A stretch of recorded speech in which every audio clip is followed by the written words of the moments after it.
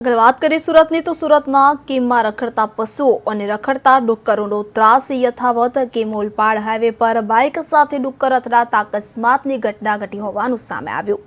તો કિમમાં રખડતા પશુઓ અને રખડતા ડુક્કરોનો ત્રાસ જોવા મળી રહ્યો છે કે જેને લઈને અવારનવાર અકસ્માતની ઘટનાઓ ઘટતી હોય છે ત્યારે સુરત કિમમાં રખડતા પશુઓને કારણે અકસ્માત સર્જાયો હોવાનું સામે આવ્યું છે બાઇક પર સવાર યુવતીને માથાના ભાગે ગંભીર ઇજાઓ પહોંચી છે તો આપણે જણાવી દઈએ કે માથાના ભાગે ગંભીર ઇજાઓ તો પહોંચતા યુવતીને હોસ્પિટલ સારવાર હેઠળ ખસેડવામાં આવી છે રખડતા પશુઓના ત્રાસથી વાહન ચાલકો હેરાન પરેશાન થઈ રહ્યા છે તો સુરત ઓલપાડના કિમમાં રખડતા ઢોર અને રખડતા ડુક્કરોનો ભારે ત્રાસ વર્તાઈ રહ્યો છે કિમ ઓલપાડ સ્ટેટ હાઈવે પર બાઇક સાથે ડુક્કર ભટકાતા બાઇક પર સવાર યુવતીને માથાના ભાગે ગંભીર ઇજાઓ પહોંચી હોવાનું સામે આવ્યું છે તો ઇજા થતા હોસ્પિટલ સારવાર હેઠળ ખસેડવામાં આવી હતી તો ભોગ બનનાર યુવતી કિમથી બાઇક લઈ સાયણ નોકરી પર જવા માટે નીકળી હતી કિમ સરકારી હોસ્પિટલની બાજુમાં ઘનકચરાના પ્રોજેક્ટમાંથી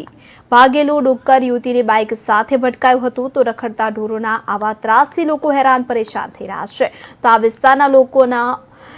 કારણે તંત્ર ક્યારે જાગશે તે પણ એક સવાલ ઉઠી રહ્યો છે રખડતા ઢોરો અને ડુક્કરોનો ત્રાસ દૂર થશે તે પણ એક સવાલ